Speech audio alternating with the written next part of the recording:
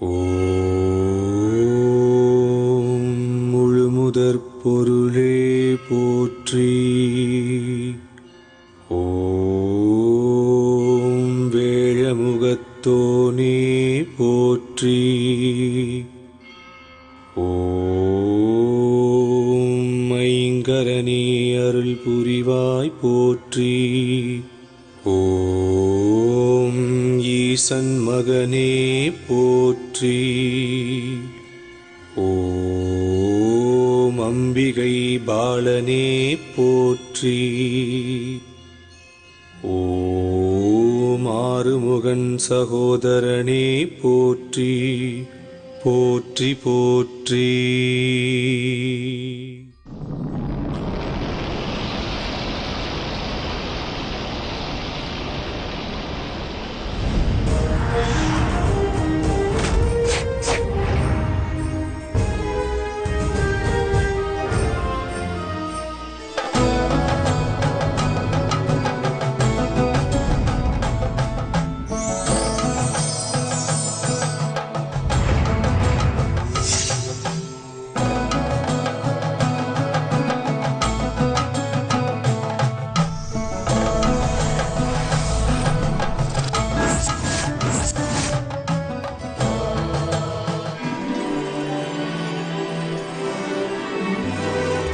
பரசுராம க்ஷேத்திரம் இன்றைய கேரள மாநிலத்தில் அழகிய ஸ்தலமாக விளங்கியது பந்தள ராஜ்யம்.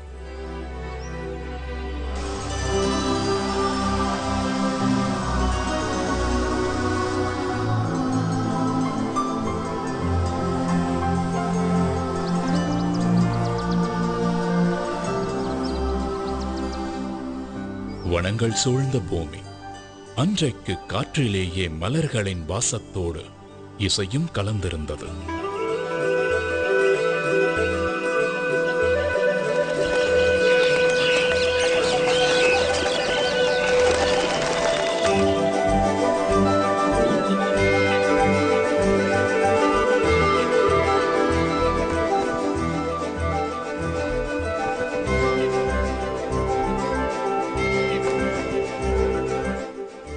சூரியன் பந்தள ராஜ்யத்தின் மேல் இதமான மென்மை சூட்டோடு மண்டியிருந்தார்.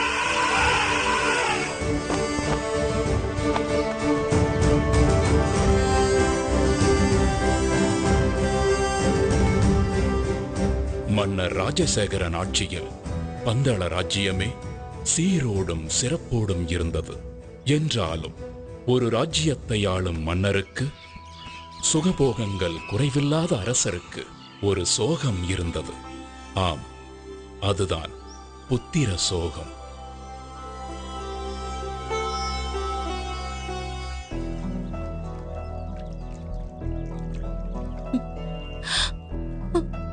இதை எண்ணி தினமும் கண்ணீர் வடித்துக் கொண்டிருந்த மகாராணி கோப்பெரும் தேவிக்கு எப்படி ஆறுதல் சொல்வதென்றே தெரியாமல் தவித்தார் மன்னர் ராஜசேகரன்.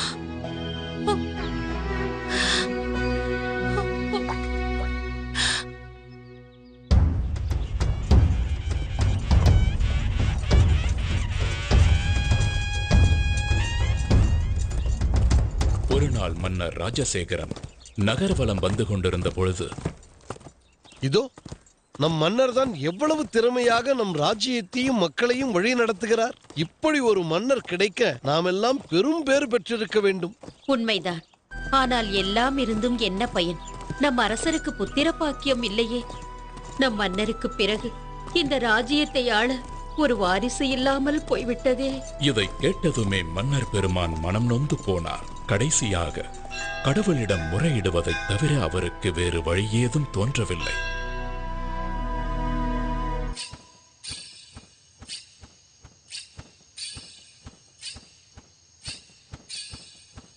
அதே நேரத்தில் அரசருக்கு வாரிசு இல்லாததால் மகிழ்ச்சியில் மிதந்து கொண்டிருக்கும் ஒருவரும் அதே அரண்மனையில் இருந்தார்.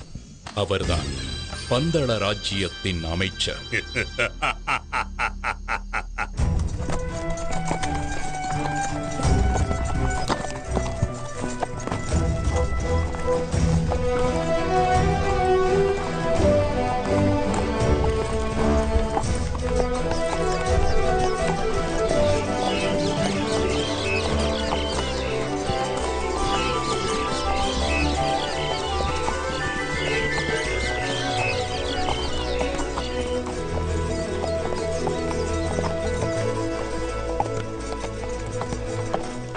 ஒரு நாள் மன்னர் ராஜசேகரன் அவரது அமைச்சர் மற்றும் பரிவாரங்களுடன் வேட்டைக்கு கிளம்பினார்.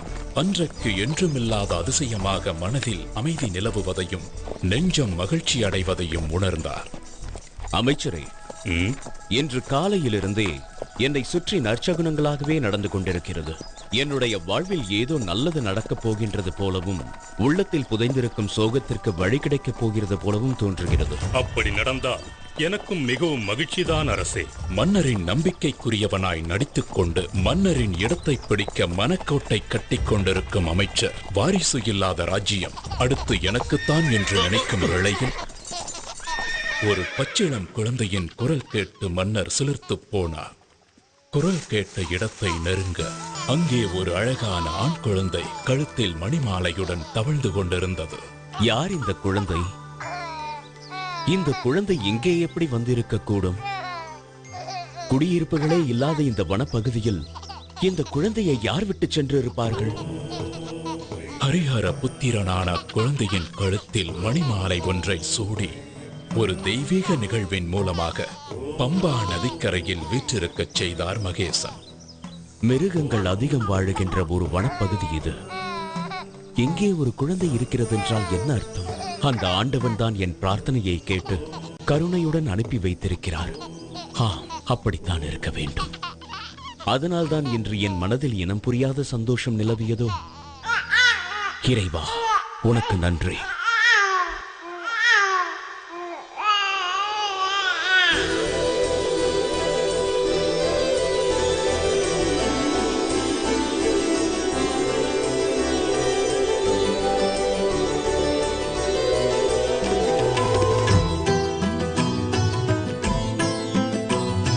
கலி காக்கும் ஒரு தெய்வம்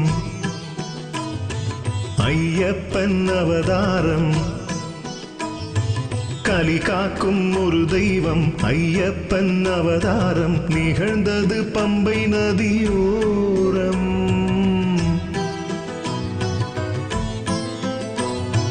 கலி காக்கும் ஒரு தெய்வம் ஐயப்பன் அவதாரம் நிகழ்ந்தது பம்பை நதியோரம். ஆழ்வார்கள் பாட்டும் தேவார கூத்தும்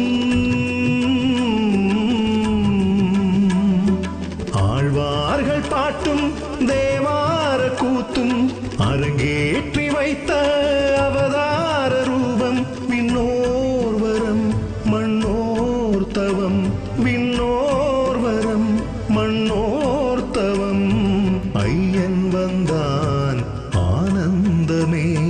கலி காக்கும் ஒரு தெய்வம் ஐயப்பன் அவதாரம் நிகழ்ந்தது பம்பை நதியோரம்.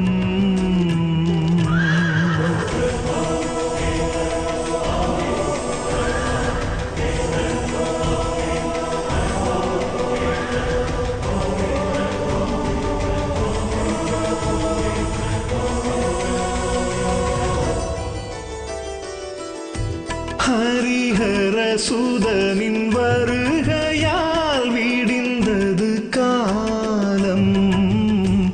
அவன் அருள் மகிமையினால் வாழும் இந்த ஞானம்.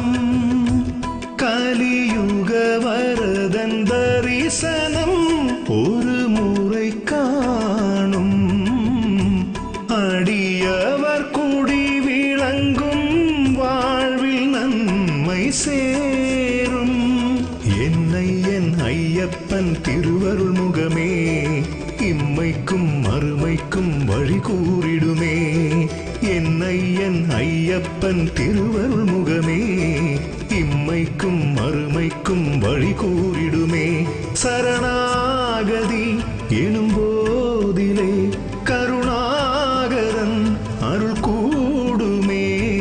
ஐயன் வந்தான் ஆனந்தமே. நாட்டு மக்களுக்கோ நற்செய்தி. தமக்கு பரிசாக கிடைத்த குழந்தைக்கு மன்னர் வெகு விமர்சையாக பெயர் சூட்டு விழா நடத்தினார்.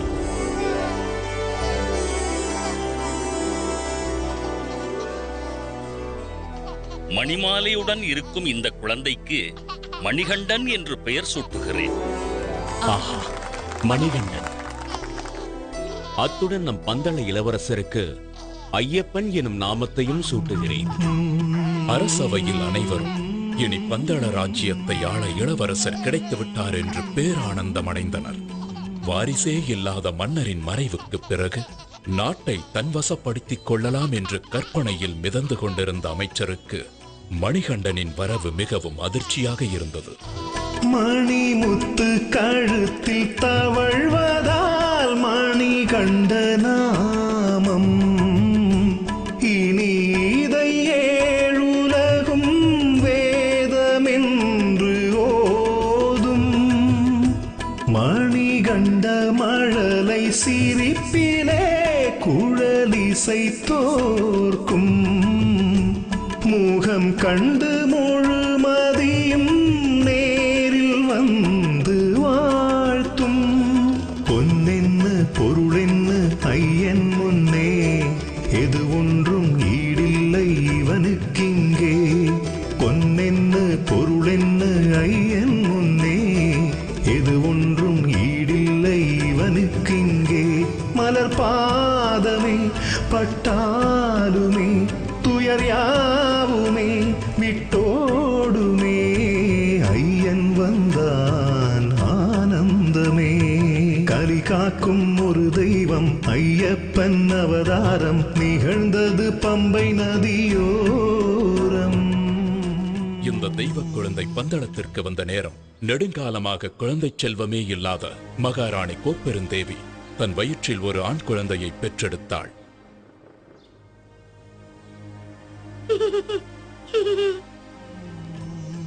மணிகண்டனுக்கு கல்வி கற்கும் காலம் வந்துவிட்டது. அவனை குருகுலத்திற்கு அனுப்ப வேண்டும்.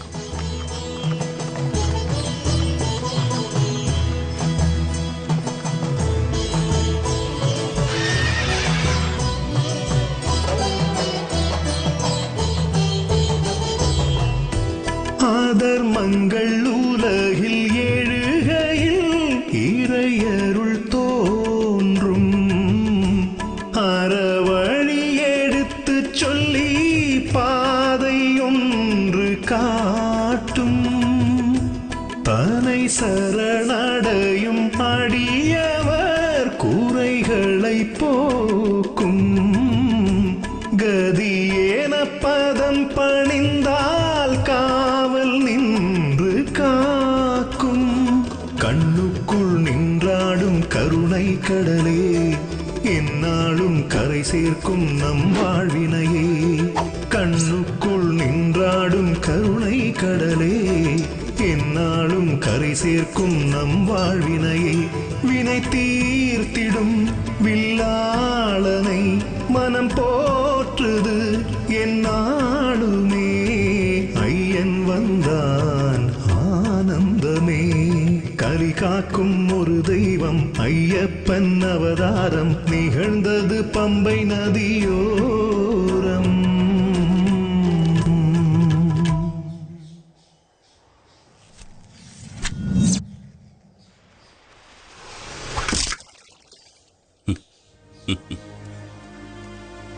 இந்த மணிகண்டன் ஒரு சாதாரண பாலகனாக இருக்க முடியாது.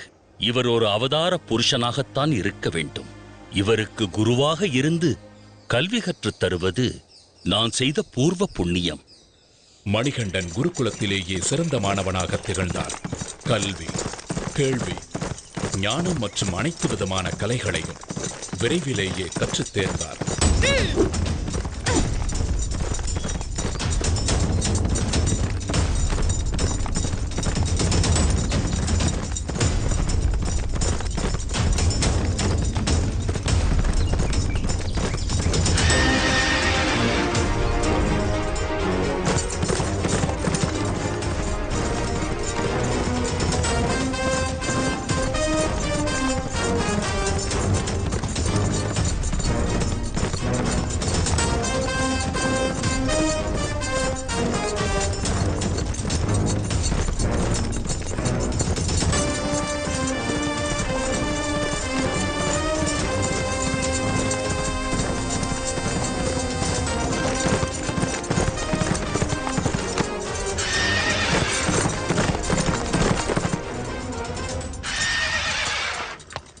மணிகண்டன் அரசகுமாரர்களுக்கு தேவையான அனைத்து ஆயுத பயிற்சிகளையும் அஸ்திர வித்தைகளையும் சத்துருக்களை அழிப்பதற்கும் தைரியமாக எதிர்கொள்வதற்கும் உதவும் களரி, அபியாயசம் போன்ற கலைகளையும் கற்றுத் தேர்ந்தார்.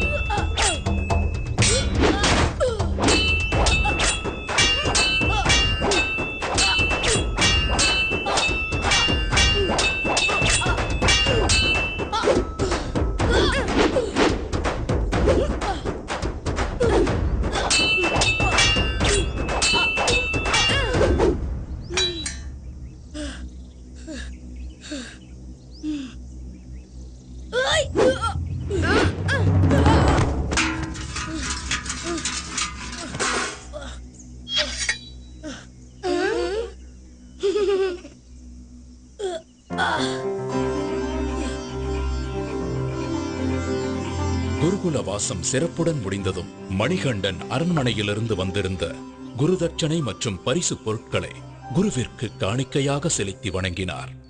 குருவே, தாங்கள் திருவருளால் நான் நிறைந்த கல்வியையும் சகலவிதமான கலைகளையும் கற்றுக்கொண்டேன். இந்த பரிசு பொருட்களை தவிர குருதட்சணையாக வேறு ஏதாவது வேண்டுமென்றால் கேளுங்கள். மணிகண்டா, எனக்கு தாங்கள் கொடுத்த இந்த பரிசு பொருட்களுக்கு நன்றி. ஆனால் இவைகளின் மீது எனக்கு பற்றில்லை. என் மனதை ஆறாத துயரம் ஒன்று வாட்டுகிறது. அதை தாங்கள்தான் போக்க வேண்டும். குருவே, தங்கள் மனதை ஆட்கொண்டிருக்கும் துயரம் என்ன என்பதை நான் அறிவேன். அந்த துயர் துடைக்கும் சரியான தருணமும் இதுவே. பிறவியிலேயே வாய்ப்பேச முடியாத தங்களுடைய மகனை என் முன்னே அழைத்து வாருங்கள். நான் சொல்லாமலேயே என் மனக்குறையை அறிந்து கொண்டாரே. இதுதான் கடவுளின் சித்தமோ?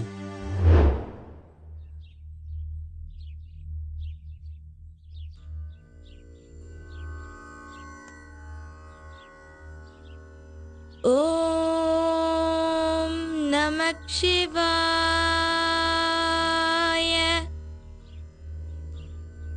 ஓம் நமோ நாராயணாய.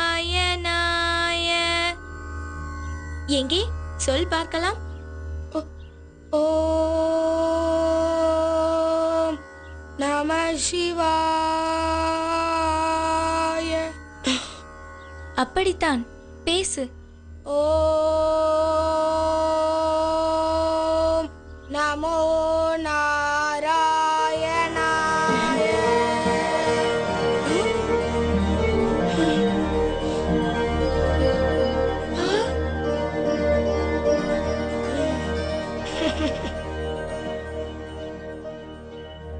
செயற்கரிய இந்த அற்புத செயலை நிகழ்த்திய நீங்கள் சாதாரண மணிகண்டன் அல்ல. நீங்கள் யார்? நீங்கள் யார் ஐயனே? தங்கள் கணிப்பு சரியானதுதான் குருவே. ஒரு அசுர சம்ஹாரத்தை நிகழ்த்தி தீமையை அழித்த இந்த கலியுகத்தை காக்கவே நான் அவதரித்துள்ளேன். இந்த ரகசியம் தங்களுக்கு மட்டுமே தெரிந்ததாக இருக்கட்டும் குருவே.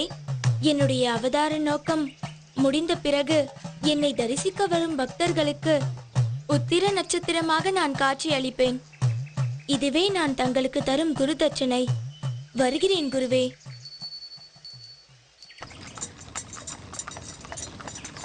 குருகுல வாசம் முடிந்து அரண்மனைக்கு திரும்பிய மணிகண்டனை ஆனந்த கண்ணீருடன் மகாராணி வரவேற்றார்.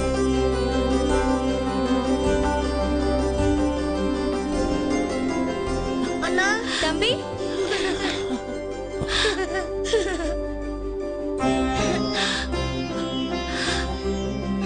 மணிகண்டா, என் குழந்தைதான் எவ்வளவு வளர்ந்து விட்டான். எத்தனை அழகாக இருக்கின்றான். அறிவுக்கு மட்டும் பஞ்சமா என்ன? என் கண்ணே பட்டுவிடும் போல் இருக்கின்றதே. அப்படித்தான் ஆனது. தாய் மகனின் பாசத்தில் விதியின் கண் பட்டுவிட்டது. காரணம், கோப்பெருந்தேவியின் வயிற்றில் பெற்றெடுத்த இளவரசன் ராஜராஜனே. அம்மா,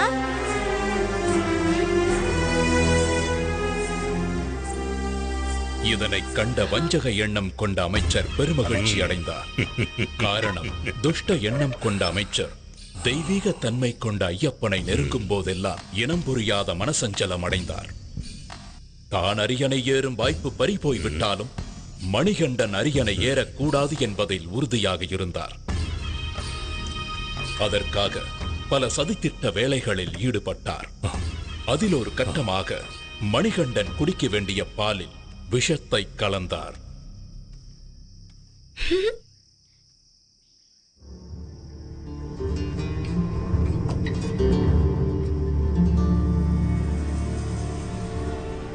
அந்த விஷம் கலந்த பாலை குடித்த மணிகண்டன் மயக்கமடைந்தார். அம்மா,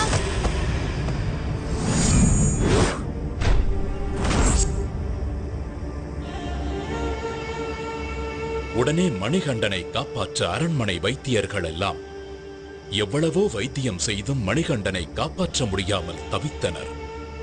இந்நிலையில் சிவபெருமான் வைத்தியர் ரூபம் எடுத்து அரண்மனைக்கு வந்தார்.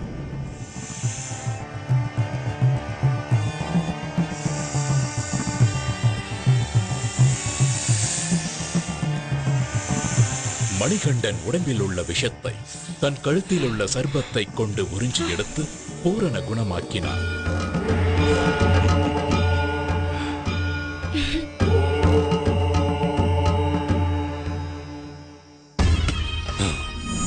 இந்த திட்டமும் முறியடிக்கப்பட்டு விட்டது. நான் வேறு ஒரு திட்டத்தை யோசிக்கிறேன். இதற்கிடையில் மன்னர் ராஜசேகரன் ஐயப்பனுக்கு இளவரசராக முடிசூட்ட ஏற்பாடு செய்ய திட்டமிட்டுக் கொண்டிருந்தார். ஆன்றோர் பெருமக்களே, நான் ஓய்வு பெறும் காலம் நெருங்கிவிட்டது என்பது தாங்கள் அனைவரும் அறிந்த ஒன்றே. ஆகவே மணிகண்டனுக்கு பட்டத்து இளவரசராக முடிசூட்ட ஏற்பாடு செய்திருக்கிறேன். அப்பொழுதுதான் சிறிது காலத்திற்கு பிறகு அவர் மன்னராக அரியணை ஏற ஏதுவாக இருக்கும்.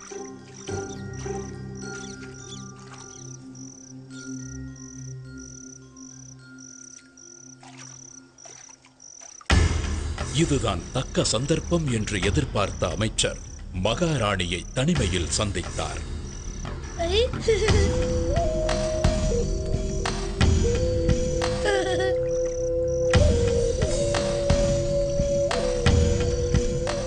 வணங்குகிறேன் மகாராணி.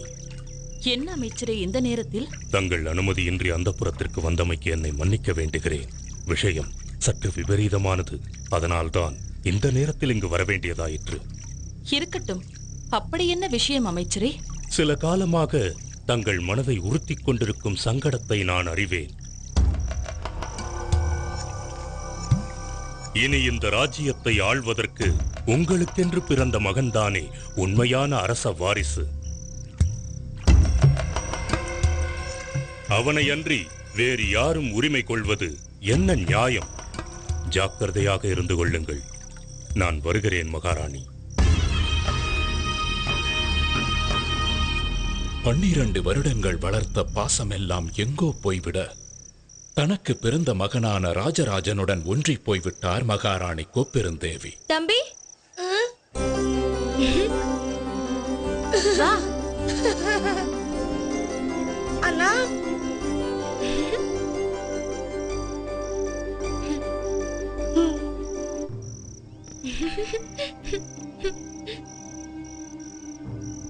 ஐயப்பன் அரசனானால் நாட்டு மக்கள் என்ன என்ன சொல்லுவார்கள்? சொந்த மகனிற்கு வளர்ப்பு பிள்ளையை அரியணையில் ஏற்றிய பாதகி என்று ஏச மாட்டார்களா? ஊர் உலகம் என்னை தூற்றாதா? ஆம், இதை இப்படியே விட்டுவிடக்கூடாது. என் மகன்தான் அரசாள வேண்டும். இதை பற்றி மன்னரிடம் பேச வேண்டும்.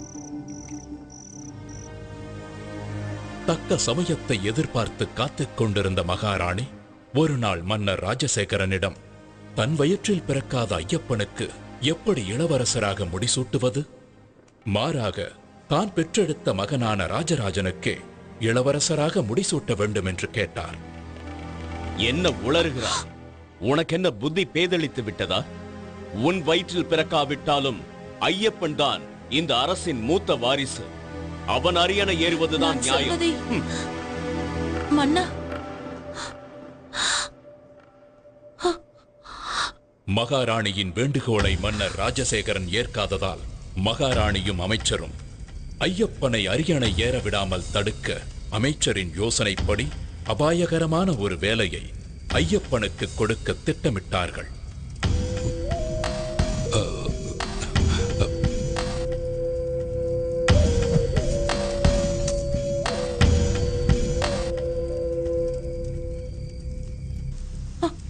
அதற்காக கோப்பூர் தேவி பொய்யாக தலைவலி வந்தது போல் ஐயோ அம்மா, வலி தாங்க முடியவில்லையே. மன்னா, வலி தாங்க முடியவில்லை, வலிக்கின்றது. அரசே, நம் மகாராணிக்கு ஏற்பட்டிருக்கும் இந்த தலைவலியை போக்க புலிப்பாலை கொண்டு வந்தால் மட்டுமே குணப்படுத்த முடியும். அதனுடன் என்னிடம் உள்ள மூலிகைகளை போட்டு நான் ஒரு மருந்து தயாரித்து தருகிறேன். அதுவே குணமடைய செய்யும். அப்படியா? புலிப்பாலை எப்படி பெறுவது? யார் கொண்டு வருவார்கள்?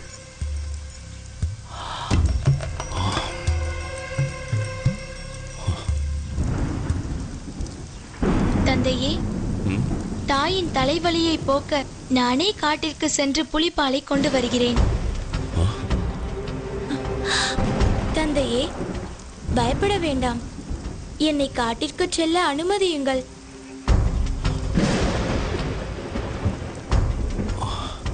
ஐயப்பனின் தெளிவான வார்த்தையிலும் தீர்க்கமான பார்வையிலும் ஒரு தெய்வீக தன்மையை உணர்ந்த பந்தளராஜன் ஐயப்பனை காட்டிற்கு செல்ல அனுமதித்தார்.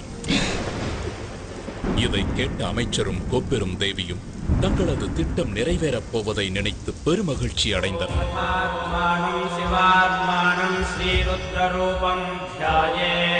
சிவபக்தரான மன்னர் ராஜசேகரன் ஐயப்பனை வழி அனுப்பும் முன் ஈசனை வழிபட்டு முக்கண் தேங்காய் ஒன்றை இறை கடாட்சமாக எடுத்து ஐயப்பன் கொண்டு செல்ல கொடுத்தார். கூடவே உணவுப் பொருட்கள் சிலவற்றையும் போட்டு அதை இருமுடியாக கட்டி ஐயப்பனிடம் கொடுத்து வழி அனுப்பி வைத்தார்.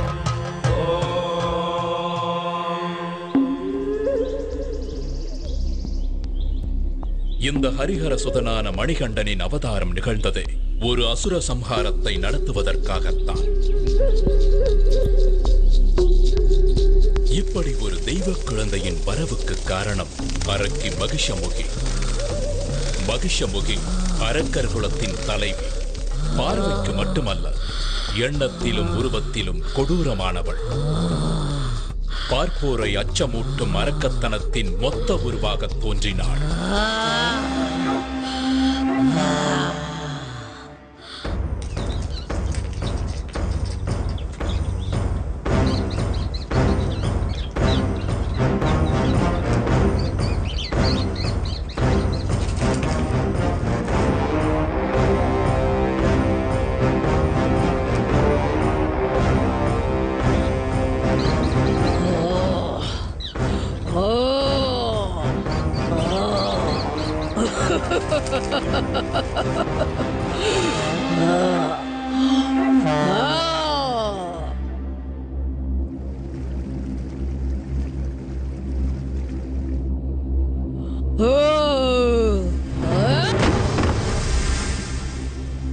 அப்படிப்பட்ட அரக்கி மகிஷமுகியே ஒரு சமயம் பயத்தில் நடுங்கிக் கொண்டிருந்தாள் என்றால் என்ன சொல்வது?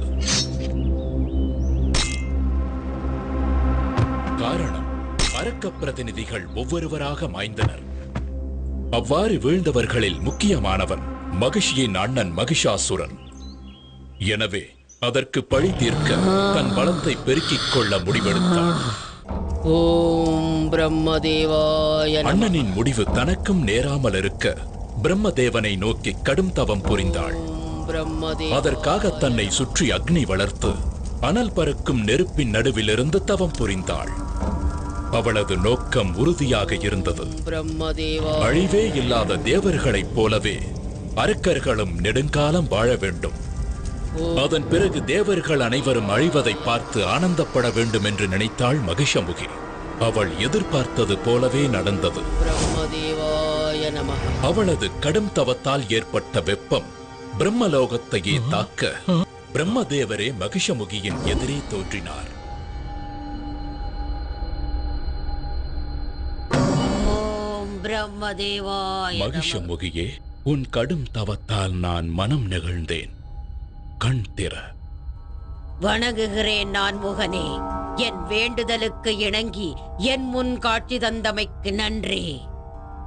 நல்லது மகிஷமுகி, உனக்கு வேண்டிய வரத்தை கேள். பிரம்மதேவனே, தேவர்களைப் போல எனக்கும் சாகா வரம் வேண்டும். அப்படி ஒரு வரத்திற்கு சாத்தியமே இல்லை. இறப்பை யாராலும் தவிர்க்க முடியாது. இறப்பு என்பது இயற்கையின் நியதி.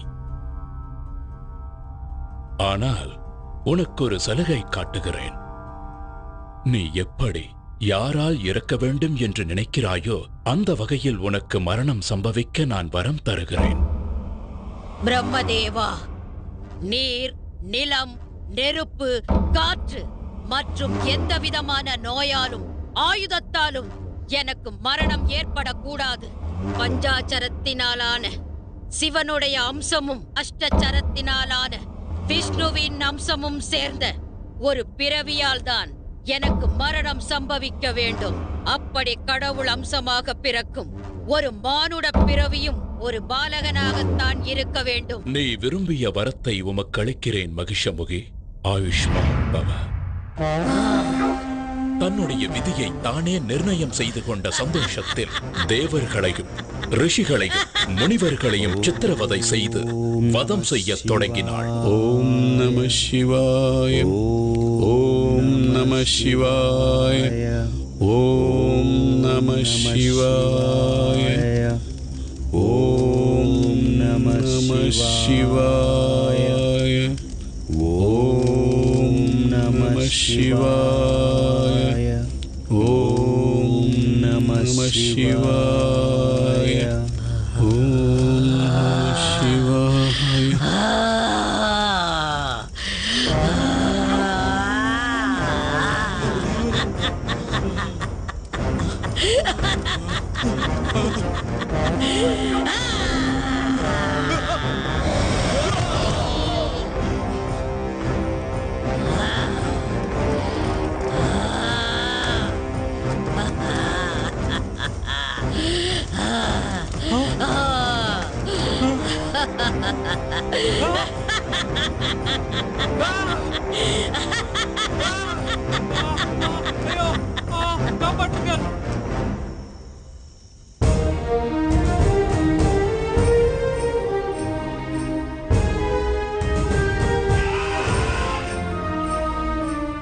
இந்த இடத்தில் இன்னொரு நிகழ்வை நினைவு கூறுவது பொருத்தமாக இருக்கும். ஒரு முறை இந்திரன் ஐராவதத்தின் மீது பவனி வரும்போது துர்வாச முனிவர் எதிர்பட்டார். தேவாதி தேவா, மகாவிஷ்ணுவின் பத்னி மகாலட்சுமி ஆசியுடன் அளித்த இந்த மலர் மாலையை உனக்கு பரிசாக அளிக்கிறேன். இதை ஏற்றுக்கொண்டு வளம் பெறுவாயாக.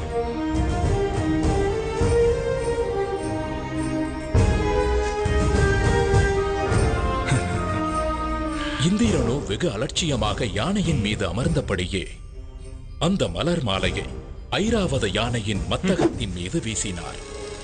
ஐராவதமோ அவருக்கு மேல் திமிர் பிடித்ததாக இருந்தது. தன் தும்பிக்கையால் அந்த மலர் மாலையை எடுத்து கீழே வீசி தன் முன்னங்கால்களால் அதை மிதித்து சிதைத்து சின்ன பின்னமாக்க செய்தது. என்ன காரியம் செய்தாய் இந்திரனே? இனி நீயும் உன் தேவர் கூட்டமும் மனிதர்களைப் போலவே முதுமை அடைந்து அவதிப்படுவீர்கள்.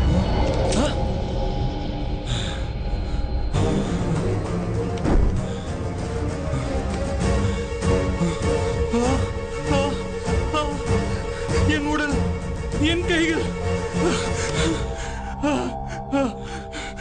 மகரிஷியே, என்னை மன்னித்து விடுங்கள். என் அகந்தையால் தான் தன்னிலை மறந்து தவறிழைத்து விட்டேன். இதற்கு தாங்களே சாப விமோச்சனம் அளிக்க வேண்டும். அகந்தையால் மதியிழந்து அநாகரிகமாக நடந்து கொண்டாய். சரி, போகட்டும். பார்க்கடலில் உள்ள அமிர்தத்தை அருந்தினால் மட்டுமே உனக்கு சாப விமோச்சனம் கிடைக்கும்.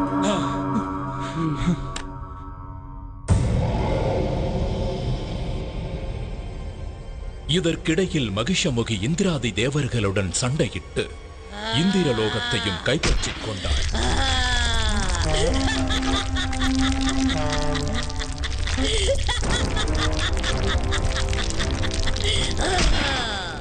இந்திரனும் தேவர்களும் ஓடி ஒளிந்து கொண்டனர். அது மட்டுமல்லாமல் துர்வாசரின் சாபத்தின் காரணமாக உருவத்தில் மூப்பு ஏற்பட்டு நரை கூடி உடல் மெலிந்து மனம் நொந்து போன தேவர்கள் சாப விமோச்சனம் தேடி கைலாயம் செல்ல முடிவெடுத்தனர். பரமேஸ்வரா, இனி நீயே கதி. பரம்பொருளே, எங்களுக்கு அபயமளியுங்கள். நடந்ததை எல்லாம் நானும் அறிவேன். ஈசனே, எங்களுக்கு நேர்ந்திருக்கும் இந்த சங்கடத்திலிருந்து தாங்கள் தான் எங்களை காத்தருள வேண்டும். வலிமை இழந்த உங்களால் பார்க்கடலை தனியாக கடைய முடியாது. எனவே உங்களுக்கு துணையாக அரக்கர்களையும் அனுப்பி வைக்கிறேன். இருவரும் சேர்ந்து கடைவதன் மூலம் கிடைக்கும் அமிர்தத்தை சமமாக பங்கிட்டுக் கொள்ளுங்கள்.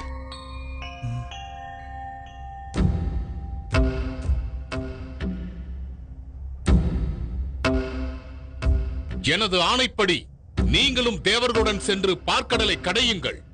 உத்தரவு ஈசனே. தங்கள் வலிமை அனைத்தையும் ஒன்று கூட்டி தேவர்களும் அரக்கர்களும் மேருமலையால் பார்க்கடலை கடைந்தனர்.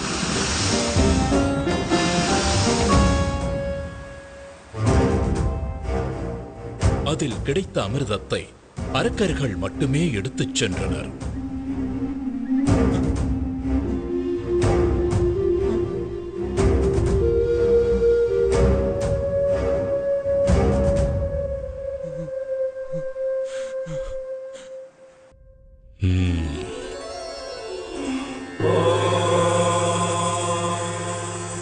சக்கரதாரியே, இனி தங்களின் லீலையை தொடங்கலாம்.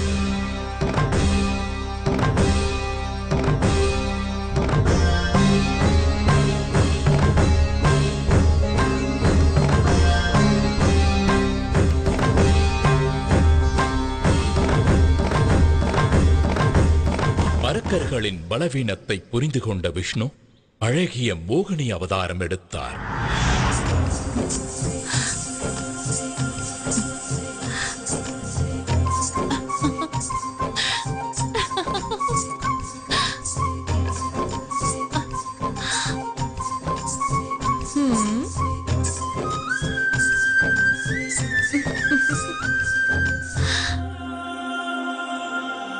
தன் பேரழகால் அரக்கர்களை மதிமயங்கச் செய்தார். அவர்களிடமிருந்து அமிர்தத்தை எடுத்து தேவர்களுக்கு கொடுத்து சாப விமோச்சனம் பெறச் செய்தார்.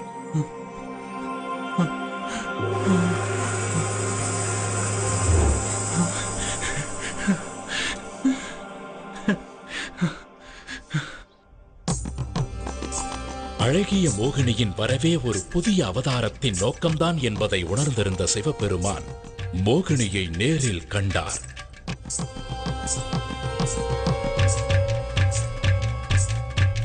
சிவ அம்சமும் விஷ்ணு அம்சமும் ஒன்றாக கலந்தன. அதன் விளைவாக ஜோதிமயமான ஒரு அற்புத ஆண் குழந்தை பிறந்தது. அந்த தெய்வீக குழந்தைதான் அரக்கியை அழிக்க வந்த மணிகண்டன்.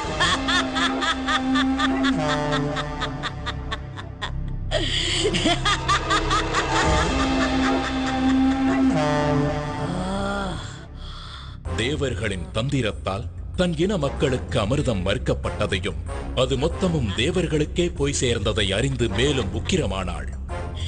இதனால் மகிஷமுகி காட்டில் இருந்த முனிவர்களை முன்பை விட கொடூரமாக துன்புறுத்தினாள்.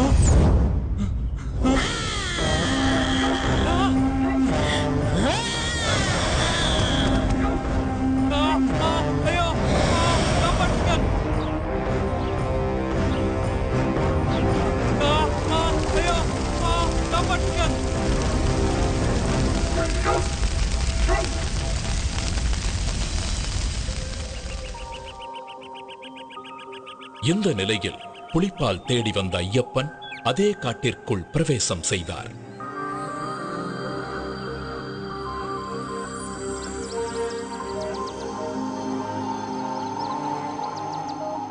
ஒளியே புக முடியாத காட்டிற்குள் சூரியன் நுழைந்தது போல் இருந்தது ஐயப்பனின் வருகை.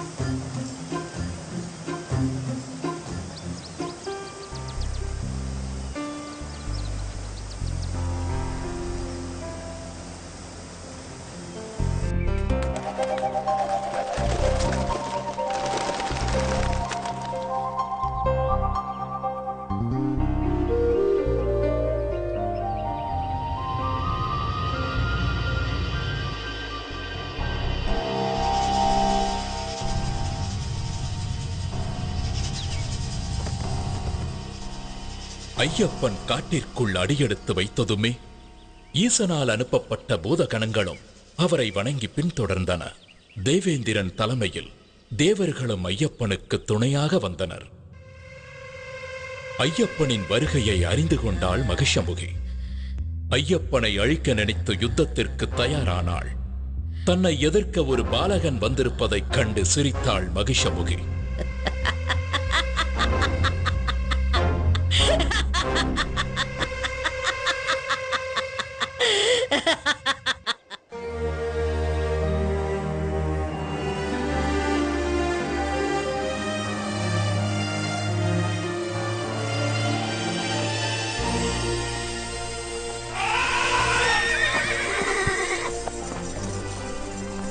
ஐயப்பனின் வருகையை அறிந்த முனிவர்கள் மகிஷமுகியால் தங்களுக்கு நேர்ந்த கொடுமைகளை ஐயப்பனிடம் முறையிட்டனர்.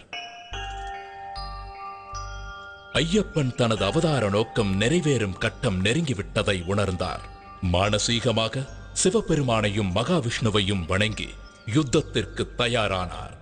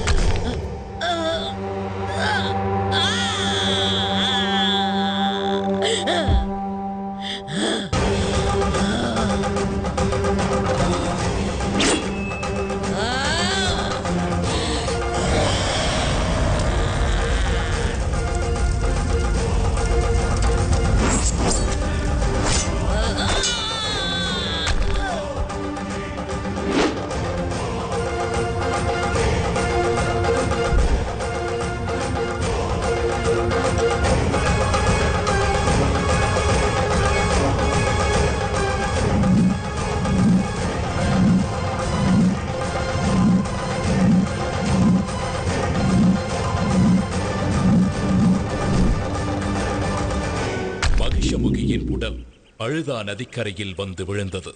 அவள் மீண்டும் எழும் முன் ஐயப்பன் மகிஷமுகியின் முதுகின் மேல் ஏறி கோர தாண்டவமாடி அவளை அழித்தார்.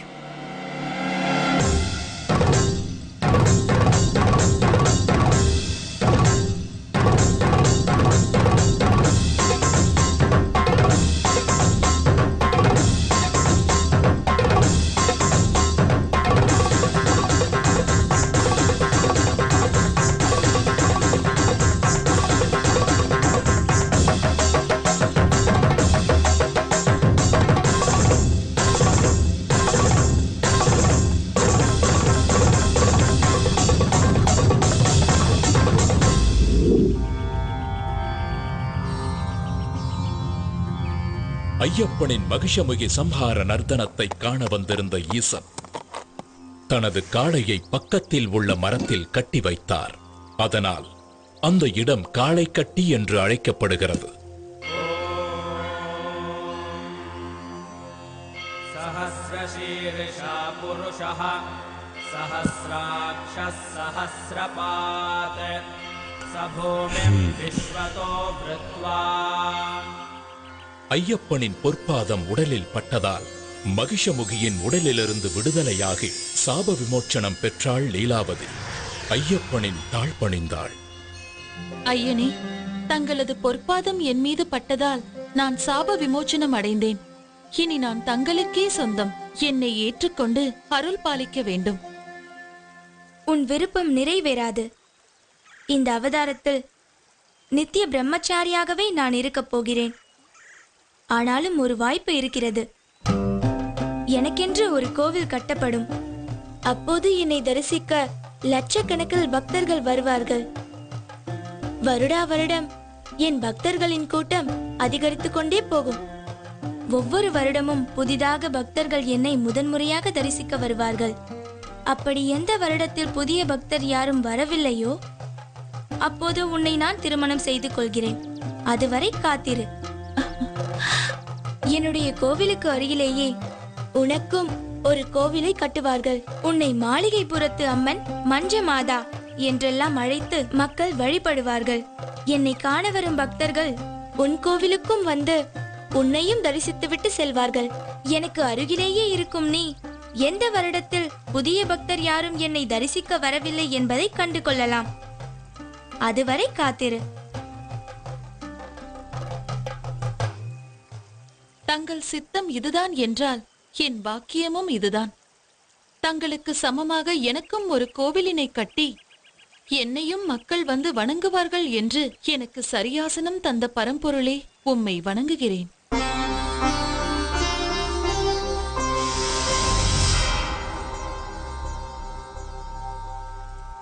மகிஷ சம்ஹாரம் முடிந்த பிறகு ஐயப்பனை அழைத்தார் பரமேஸ்வரன். மகனே, உன் பிரிவால் வாடிக்கொண்டிருக்கிறான் மன்னன் ராஜசேகரன். அவனை ஆட்கொண்டு முக்தி அளிக்க வேண்டும்.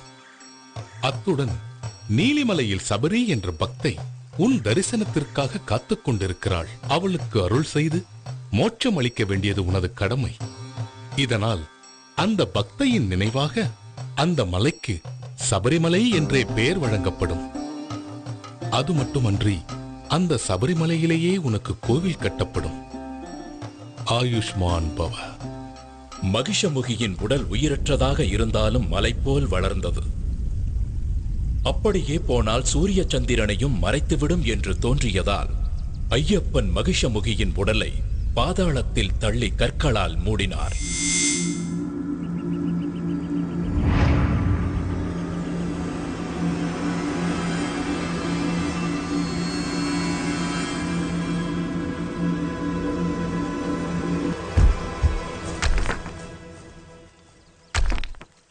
ஐயனின் ஆணைப்படி பூதகணங்களும் தேவர்களும் கற்களை எடுத்து வீசி கற்குவியலுக்குள் மகிஷமுகியின் உடலை புதைத்தனர். அப்படி கற்களால் மூடப்பட்டு மகிஷமுகியை அடக்கம் செய்யப்பட்ட இடமே கல்லிடும் குன்று என்ற பெயரால் அழைக்கப்படுகிறது.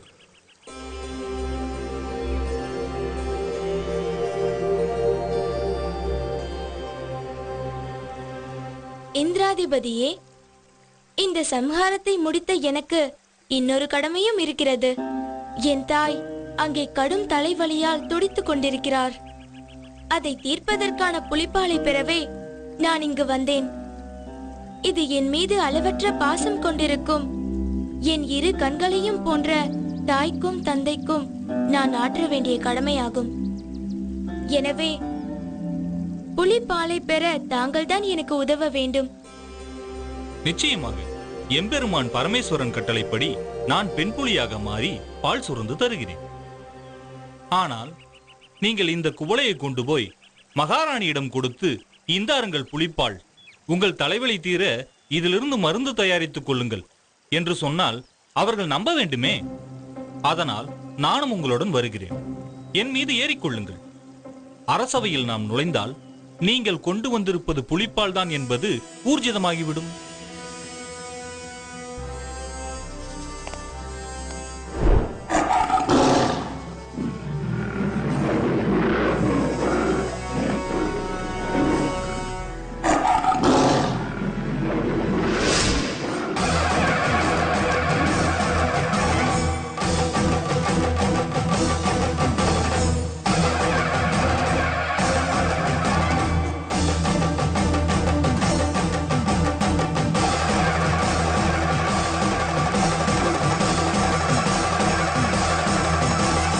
மகிஷமுகி வதம் கண்ட மணிகண்ட சுவாமி அவர் வாரானே வன்புலியும் ஏறியே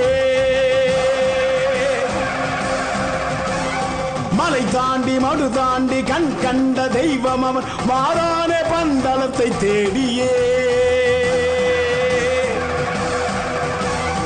ஆற்று வழி ஊற்று வழி காட்டு வழி கோட்டை வழி கடந்திங்கு வாரானே ஐயப்பா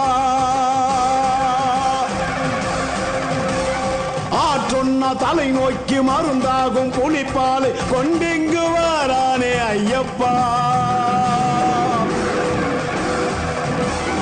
நடையதிர படையதிர எத்திசையும் அதிர குடியதிர குளம் அதிர கொற்றவனும் அதிர பரம்பொருளை இறை அருளை அரசி மனம் அறிய தவறுணர தலை கவிழ தண்டமிட்டு பணிய பந்தளமும் பணிய வந்த செயல் முடிய மணிகண்ட அவதார நோக்கமது நிறைய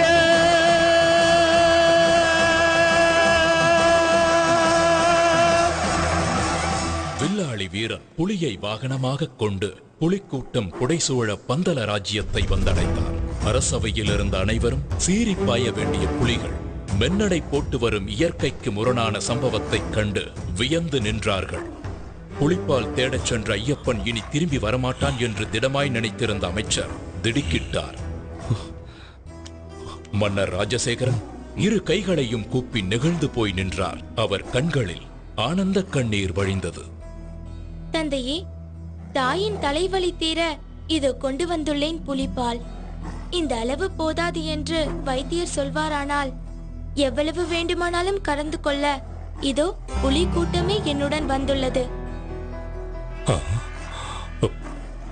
தாங்கள் கடவுளின் அவதாரம்தான் என்று நிச்சயம் நான் உணர்கிறேன்.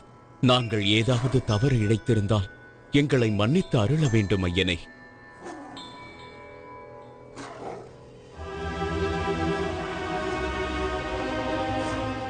மகாராணி, உன்னுடைய தலைவலியை போக்க புலிப்பாலுடன் வந்திருக்கும் நம் மணிகண்டனை பார். தாலாட்டிய தாயன்பிற்கு பாலூட்டிய சேதானிவன்.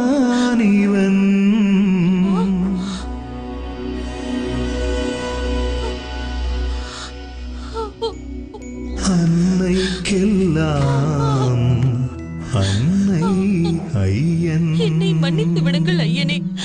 நீங்கள் ஒரு தெய்வ குழந்தை என்ற உண்மையை என் பேராசையால், என் அகம்பாவத்தால் நான் அறிந்து கொள்ளாமல் போனேன்.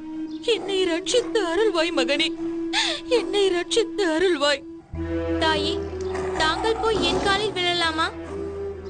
என்னை பெறாவிட்டாலும் என்னை வளர்த்து ஆளாக்கிய அன்பு தாய் நீங்கள். என் அவதாரத்தின் நோக்கம் நிறைவேற உதவியவர் நீங்கள். இப்படி ஒரு வாய்ப்பிற்காக என்னை 12 வருடங்கள் வளர்த்த உங்கள் அன்பிற்கும் பாசத்திற்கும் என்ன கைமாறு செய்ய போகிறேன்? எனக்கு வாழ்வழித்த தெய்வம் அல்லவா நீங்கள்? சரி ஐயப்பா, உன் அவதார நோக்கம்தான் முடிந்து விட்டதே. இனி எங்களுடனே இருந்து விடேன். இல்லை அம்மா, இந்த அவதாரத்தில் நான் ஆற்ற வேண்டிய கடமை இன்னொன்றும் இருக்கிறது. அது கலியுகத்தில் மக்களை நல்வழிப்படுத்த வேண்டிய முக்கிய கடமை. எனக்கென்று ஒரு இருப்பிடத்தை அமைத்துக் கொண்டு நான் அங்கேயே தங்கி பக்தர்களுக்கு அருள் பாலிக்க விரும்புகிறேன். தந்தையே, உங்கள் ராஜ்யத்திற்குட்பட்ட எல்லையில் ஓர் இடம் கொடுங்கள். அங்கே நான் தங்கியிருந்து மக்களின் துயர் துடைப்பேன். ஐயனே, தங்களுக்கு எங்கு இடம் வேண்டுமோ, எவ்வளவு இடம் வேண்டுமோ எடுத்துக் கொள்ளுங்கள்.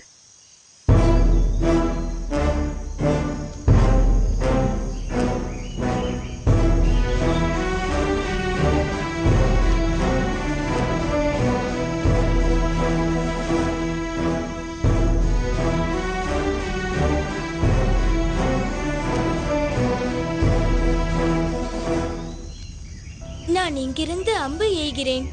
அந்த அம்பு எங்கே போய் விழுகிறதோ அந்த இடம்தான் எனக்கு வேண்டும். அங்கு எனக்கு கோவில் கட்டி தாருங்கள். அங்கிருந்தபடி கலியுகத்தை நான் பரிபாலிக்கிறேன்.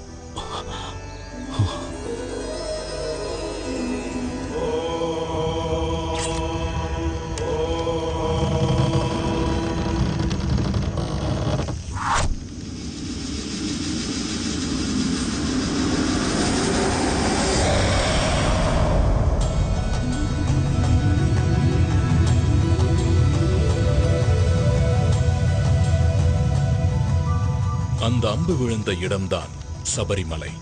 இந்த சபரிமலையில்தான் இன்றும் கலியுகத்தின் கண்கண்ட கடவுளாக, கருணாமூர்த்தியாக திகழ்கிறார் சபரிமலை ஐயப்பன்.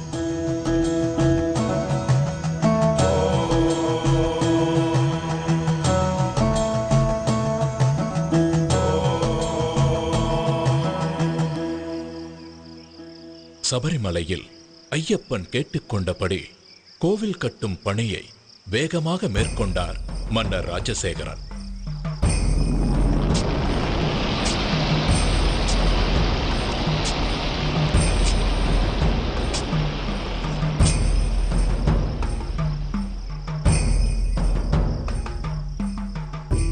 அந்த கோவிலில் வாழ்க்கையின் தத்துவங்களை விளக்கும் விதமாக 18 படிகளையும் அமைத்தார். இந்த 18 திருப்படிகளும் 18 மலைகளையும் 18 கடவுள்களையும் 18 தத்துவங்களையும் குறிக்கின்றன. 18 மலைகளாகிய இஞ்சிப்பாறை மலை, காலைக்கட்டி மலை, புதுச்சேரி மலை, கரிமலை, தலைப்பாரமலை, தேவர்மலை, ஸ்ரீபாதமலை, மயிலாடுமலை, மாதங்கமலை, கால்கிமலை, சிற்றம்பலமலை, சுந்தரமலை, நாகம்பலமலை, கவுண்டமலை, நிலக்கல்மலை, நீலிமலை, பொன்னம்பலமலை, சபரிமலை போன்ற மலைகளையும் 18 கடவுள்களாகிய விநாயகர், சிவன், பார்வதி, முருகன், பிரம்மா, விஷ்ணு, ரங்கநாதர், காளி, யமன், சூரியன், சந்திரன், செவ்வாய், குரு, புதன், சுக்கிரன், சனி, ராகு, கேது ஆகிய கடவுள்களையும் 18 தத்துவங்களாகிய காண்பது, கேட்பது, மனம், ரசனை, ஸ்பரிசம், காமம், பேராசை, குரோதம், கோபம், மோகம், மதம், மாச்சரியம், தம்பு, சாத்வீகம், ராஜசீகம், தாமசீகம், வித்யா, அவித்யா போன்ற குணங்களையும் உணர்த்தும் விதமாக பகவான் தத்வாதீனனாக இருக்கிறார் என்பதை குறிப்பதே இந்த 18 படிகளின் நோக்கம். கோவில் கட்டி முடித்ததும் ஐயப்பனுக்கு எந்த வகையிலான விக்கிரகம் அமைப்பது என்ற கேள்வி எழுந்தது. அப்போது பரசுராமரே எடுத்து வந்த சாஸ்தாவின் சிற்பமான 2 கால்களையும் புத்திட்டு இணைத்து யோக பட்டத்துடன் பந்தனம் செய்த வண்ணம் தத்துவமசி எனும் சின்முத்திரையுடன் கூடிய பகவானின் திருவுருவமே ஏற்றது என்பதை ஆண்டவன் கட்டளை கூடிய சுபதினத்தில் பரசுராமர் தர்மசாஸ்தாவை பிரதிஷ்டை செய்தார். அன்றிலிருந்து ஆண்டுதோறும் மகர சங்கராந்தி தினத்தன்று ஐயப்பன் பக்தர்களுக்கு அருள்பாலிக்கிறார். இதன் மூலம் தன் குருவிற்கு அளித்த வாக்கையும் நிறைவேற்றுகிறார். என்னை சரணடைந்தவர்கள் நற்கதி அடைவார்கள் என்பதை வலியுறுத்தும் விதமாக வலது கையை வலது முழங்கால் மீது தாங்கி அபயஹஸ்தமாக அருள் வழங்குகிறார் ஐயப்பன். அதாவது தன்னை சரணாகதி என அடைபவர்களுக்கு அபயமளிக்கும் அற்புத கோலம். இதனை அறவே தவிர்க்க வேண்டும். சத்தியம், தர்மம், அஹிம்சை, விரதமிருப்பதை ஒரு பழக்கமாக மேற்கொள்ள வேண்டும். கண்டிப்பாக பிரம்மச்சரியம் காக்க வேண்டும். இந்த பழக்கத்தால் மனம் பக்குவப்படும். விரதம் மேற்கொள்ளும் பக்தர்கள் காலை மாலை போறேன் மெய்யாக பொய்யின்றி ஐயனுக்கு நெய்யேந்தி வரம் வேண்டி அருள் வேண்டி போறேன் நான் போறேன். குருசுவாமி போட்டு விட்ட மணிகண்ட மாலை கழுத்தில் ஆட பசிதாகம் போக்கும் நல்ல துணையுண்டு சேர மலை வழிபாத கானக வாசன் முகம் காண போறேன். சுவாமியே சரணம் என்று கோஷம் போட்டு வாரோம்.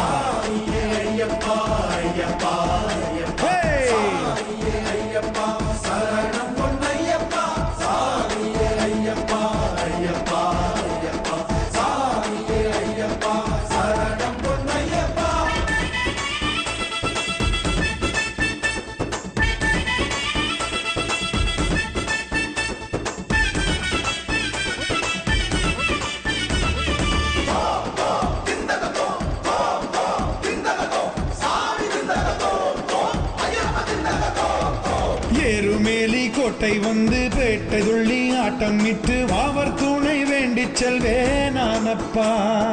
பேரூர் தோடு வாய்க்கால் கண்டு பூங்காவனம் பார்த்து புட்டு கோட்டைப்படி தாண்டிடுவேனானப்பா. மகிழ்ச்சி உடல் ஏறி நின்று பூதநாதன் ஆட்டம் இட்ட காளை கட்டி சேர்ந்திடுவேனானப்பா. ஏந்தி செல்வேனானப்பா. கல்லிடும் குன்றில் கல்லெறிவேன், இஞ்சிப்பாறை கண்டறிவேன், கொடும்பாறை கோட்டை செல்வேன், கூட்டு சரணம் சேர்க்க போறேன். ஏ சுவாமி கண்ணி சுவாமி எங்க போற? மலைக்கு போற வா சுவாமி கண்ணி சுவாமி. எப்போ போற? இப்போ போறேன்.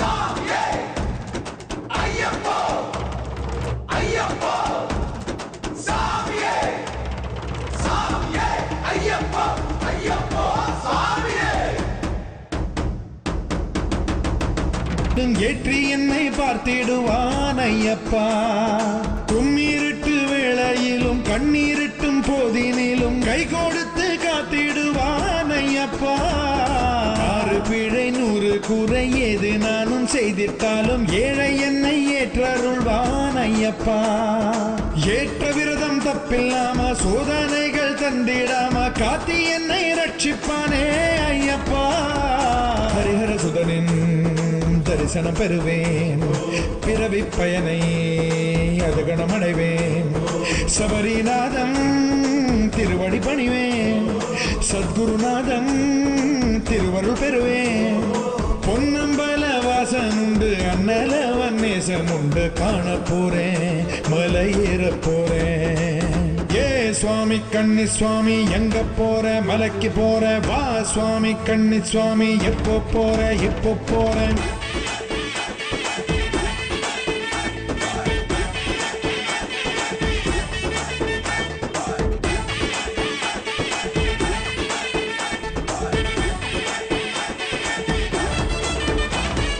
ராமனோடு லக்ஷ்மணனும் தந்தை கன்று தர்ப்பணமும் தந்தையிடம் பம்பை நதி தானப்பா. அந்த நதியில் மூழ்கி நின்று பந்தியிட்டு தீபம் இட்டு பாபவினை தீர்த்து கொள்வேன் நானப்பா. பம்பா நதி கணபதி சன்னதியில் சூறையிட்டு தோப்பு கரணம் போட்டு செல்வேன் நானப்பா. நீலிமலை ஏற்றம் கண்டு நீண்ட வழி பாதை கண்டு அப்பாச்சி மேடு கடப்பேன் நானப்பா.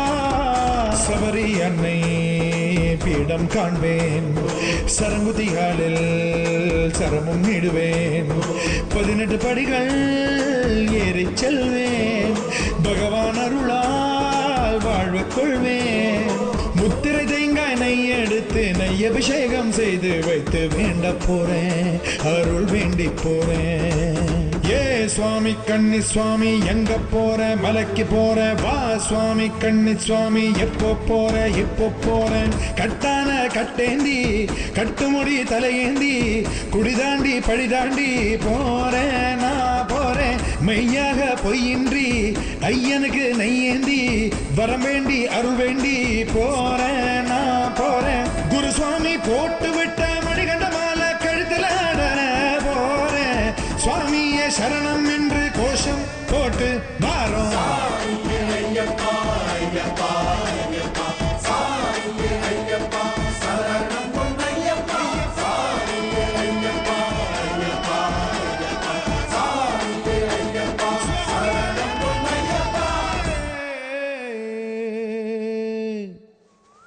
ஐயப்பன் புலிப்பால் கொண்டு வர காட்டிற்கு புறப்படும் பொழுது அவருடைய வளர்ப்பு தந்தை மன்னர் ராஜசேகரன் சிவபெருமான் தன் மகனுக்கு துணையாக உடனிருக்கும் விதமாக அவரிடம் முக்கண் தேங்காயையும் கூடவே சில உணவுப் பொருட்களையும் தந்தனுப்பினார். அதை ஐயப்பன் இருமுடிகளாக கட்டி எடுத்துச் சென்றார். அந்த தாத்பரியம்தான் நாம் சுமந்து செல்லும் இருமுடி. இருமுடி என்பது பருடன் சுமந்து செல்லும் இருமுடியின் முன்புற பையில் மஞ்சள், குங்குமம், நெற்பொறி, அவல், மாளிகை புறத்து அம்மனுக்கு தீபமிட திரிநூல், எண்ணெய், அடுத்தது முக்கியமான காணிக்கையான நெய் தேங்காய், அதாவது ஐயப்பனுக்கு மிகவும் விருப்பமான நெய்வேதிய பொருளான முக்கண் தேங்காயில் ஒரு கண்ணில் துளையிட்டு அதனுள் இருக்கும் நீரை அகற்றி பின் சுத்தமான நெய்யை நிரப்பி அடைத்து எடுத்துச் செல்வதுதான் நெய் தேங்காய்.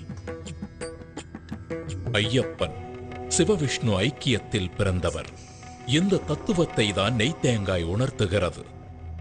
தேங்காய் முக்கண் உடையது, ஆகவே தேங்காய் சிவம்சமாக விளங்குகிறது. மகாலட்சுமி திருமாலின் இதயத்தில் உறைபவள். அப்படி தன் இதயத்தில் பசு அம்சமான திருமகளை வைத்திருக்கும் மகாவிஷ்ணுவை ஐயப்பனின் தாயாகிய மோகினி அவதாரத்தை பசுவின் நெய் குறிக்கிறது. ஆகவே தேங்காயும் அதனுள் நிரப்பியிருக்கும் நெய்யும் சிவனையும் விஷ்ணுவையும் உணர்த்துகின்றன. தன்னுடைய பெற்றோரை உணர்த்தும் இந்த நிவேதனம் சுவாமிக்கு படைக்கப்படுவதில் அவர் மிகுந்த சந்தோஷம் அடைவார். பக்தனுக்கு அருள்பாலிப்பார். இருமுடியின் பின்முடி பையில் மஞ்சள் தூள், அரிசி, பருப்பு, வெல்லம் ஆகிய பொருட்கள் இருக்கும். காட்டு வழியில் நடைபயணமாய் செல்லும் பக்தர்கள் இந்த பொருட்களை வழியிலேயே சமைத்து சாப்பிட்டு பசியாறிய பின் பயணத்தை தொடரலாம் என்பதற்காகவே இருமுடியில் அரிசி, பருப்பு போன்ற உணவுப் பொருட்களை எடுத்துச் செல்ல வேண்டும். ஐயப்பனை தரிசிக்கச் செல்லும் பக்தர்கள் தலைமீது சுமந்து செல்லும் பொருட்கள் பயணத்தின் போது கொஞ்சம் கொஞ்சமாக குறைவது போல் அவனுடைய தலைகணமும் குறைய வேண்டும். அவனுடைய ஆணவம், அகங்காரம், செருக்கு, மமதை, பொறாமை போன்ற எல்லா தீய குணங்களும் அவனை விட்டு விலக வேண்டும்.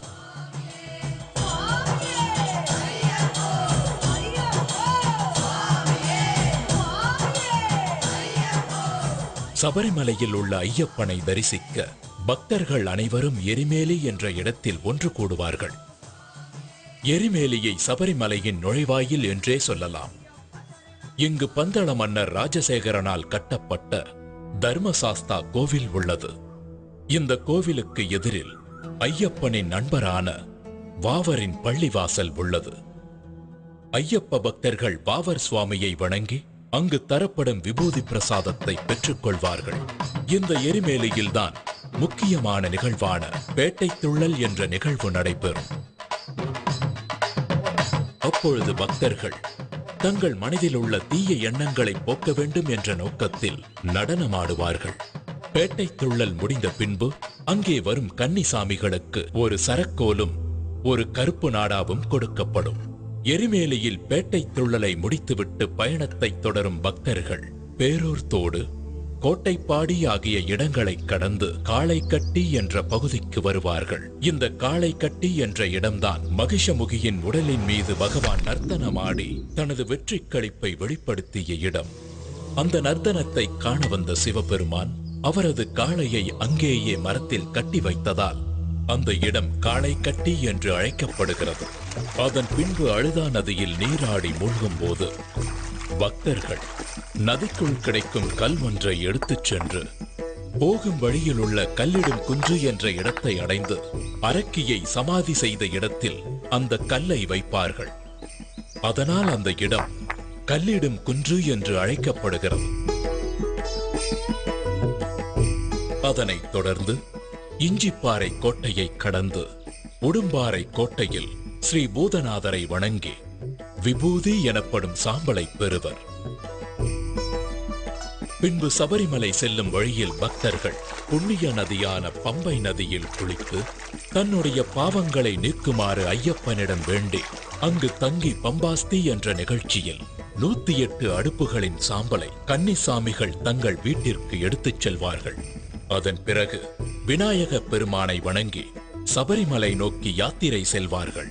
பின்பு அப்பாச்சி மேட்டை கடந்து நீலிமலையை சென்றடைவார்கள்.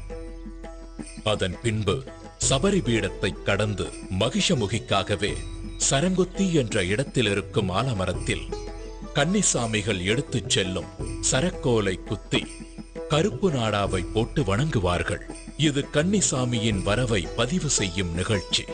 இதை பார்த்த லீலாவதி பெருமூச்சு விட்டு அடுத்த வருடத்திற்காக காத்திருப்பாள். சபரிமலையின் அறிவிப்பு தத்துவமசி விஸ்வ சாகோத்தியம் சொல்லி தெரிவிக்கின்ற மகா மந்திரம் ஆராதனை மூர்த்தியும் ஆராதகனும் அபித்யார் ஆகிய சுவாமி தெரிகின்ற காட்சியும் காண முடியாத ஒரு காட்சியாகும். காடும் காட்டு பூக்களும் அருவிகளும் இயற்கை தருகின்ற ஒரு வரப்பிரசாதமாகும்.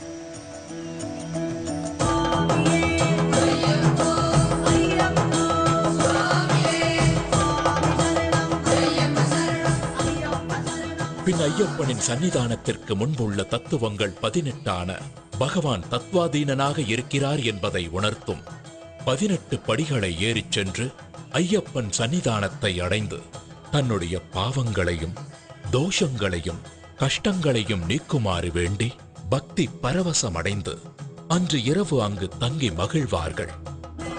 மறுநாள் காலையில் ஐயப்பனுக்கு நெய் அபிஷேகம் செய்து மாளிகைப்புறத்து அம்மனை தரிசித்து தான் செய்த பாவங்களை நீக்குமாறு வேண்டிக் கொள்வார்கள்.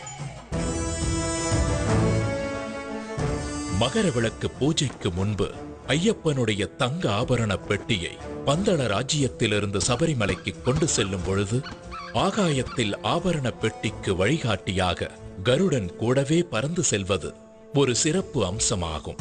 ஐயப்பனுடைய சிறப்பு அம்சம் பிரம்மச்சரியம் மேற்கொண்டு வரும் பக்தர்களுக்கு அருள் புரிவதாகும். அதனால் 10 வயதிற்கு மேலுள்ள பெண்களும் 50 வயதிற்கு குறைவான பெண்களும் ஐயப்பனை தரிசிக்க சபரிமலைக்கு செல்லக்கூடாது. மண்டல பூஜை முடிந்த பிறகு மகர விளக்கு பூஜை ஆரம்பமாகி மகர விளக்கு பூஜை நிறைவடையும் தினத்தன்று மகர சங்கராந்தி பூஜை நடைபெறும்.